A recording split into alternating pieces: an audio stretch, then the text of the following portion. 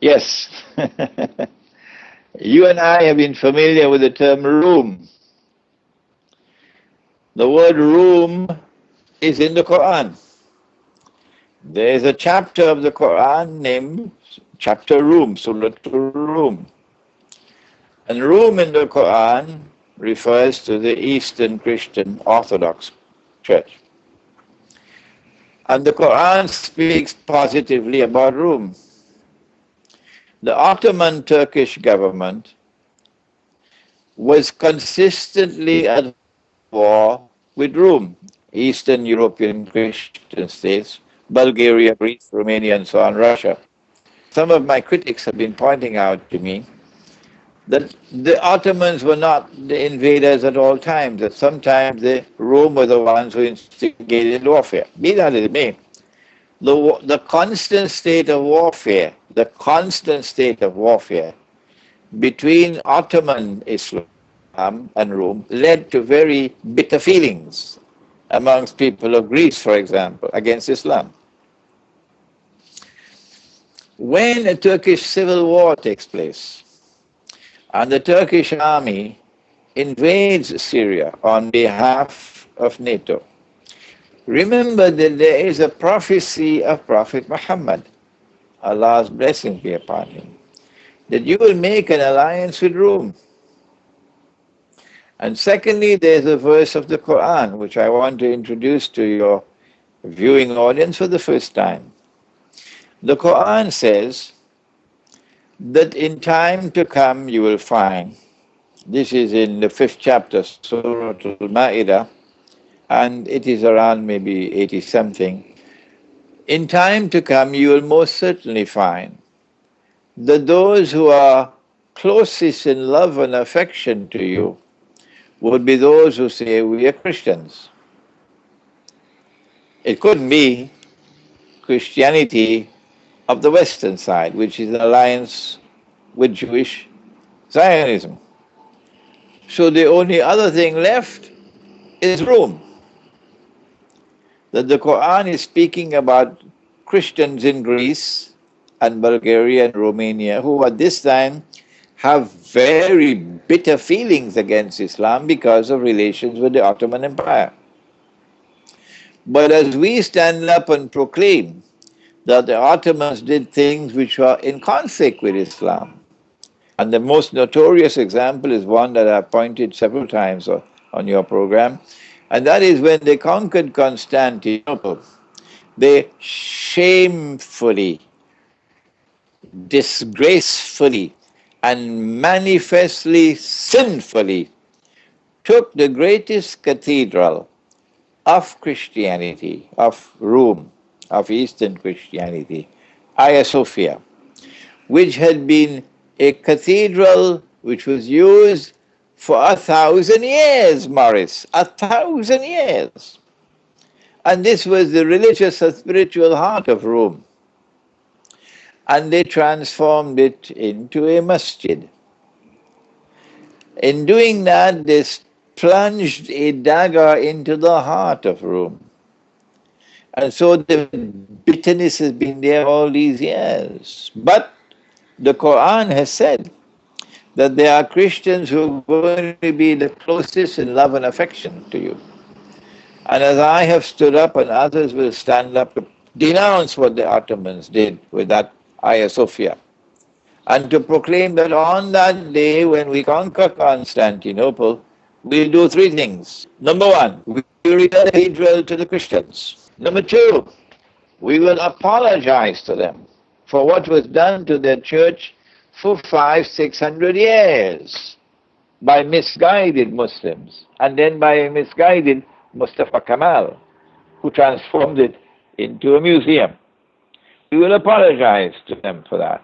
And number three, we will restore the name of the city to the name used by Prophet Muhammad, Allah's blessings be upon him. He referred to it as Constantinople, so Mustafa Kemal cannot prevent me from using the name Constantinople. So we're not going to use the name Istanbul anymore. Forget that. It is back to Constantinople. When we speak like this, then the people of Eastern Europe wake up to a different version of Islam, something which they can identify. And so I am suggesting to you a third thing. Not only will a civil war in Turkey attract Kurdish intervention and attract intervention from the Arab world, particularly from North Africa, on the side of those who are fighting NATO and therefore fighting the Turkish armed forces. But number three, that will also attract Christians from Eastern Europe, who I hope will join the struggle. So it's going to be an alliance between Muslims and Christians. And our Prophet has said that that alliance is going to come in the last age.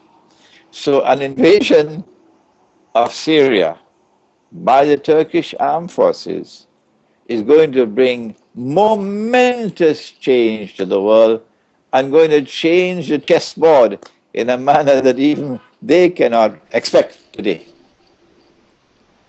Are you following me? I'm following you very well. I dare say it could be the beginning of a world war, really. Yes, the Turkish attack on an invasion of Syria is going to be the beginning of what will eventually become the Third World War. But I don't really recognize it as the third, because I say the first and the second were actually two parts of one war. The Second World War was unfinished business from the first one. So the Third World War is coming. And the Third World War is going to pit the two world powers, the American-led alliance, the NATO alliance, and the Russian-led alliance, against each other. And Israel wants these two to mutually knock out each other, mutual destruction. So what is left of the world after that, the Zionists can rule the world. But I believe there is going to be a series of wars which eventually will culminate in what the Christians call Armageddon, and the Prophet Muhammad called the Malhama. So I think this is enough for today, that I have presented this analysis of the implications of the continued unrest in Turkey and the likelihood that continued unrest with fuel being poured into the fire to keep it going, it's likely to produce this outcome of the government seeking a diversion and therefore launching an invasion of Syria. And if they do launch that invasion of Syria, it's going to be the beginning of the end. And it's going to provoke these kinds of responses, namely the Kurdish response from the Arabs, and the response from Christian Eastern Europe. Thank you very much. You're going to please a lot of people here. I've been asked so often for weeks and months for your opinion on what is going on. Yes, I failed to mention to you that I was speaking to you from Pakistan. I just arrived in Pakistan a few days ago, and I'm on my way to Moscow. I'm on my way to Moscow, and from Moscow to Caracas to Trinidad. So I'm going to spend the whole month of Ramadan in Trinidad. And on my way back in October, I am expecting an invitation from the State University of Moscow, where I'll be delivering some lectures and also entering into dialogue with the Russian Orthodox Church. I'm looking forward to that, Morris. I'm looking forward to that. Well, are you going to be giving talks in Pakistan and in Russia? No, we have no lectures in Pakistan. No lectures in Russia on this trip, but on my way back in October, there will be some lectures, yes. So, so you're just in Moscow. You would just be sightseeing.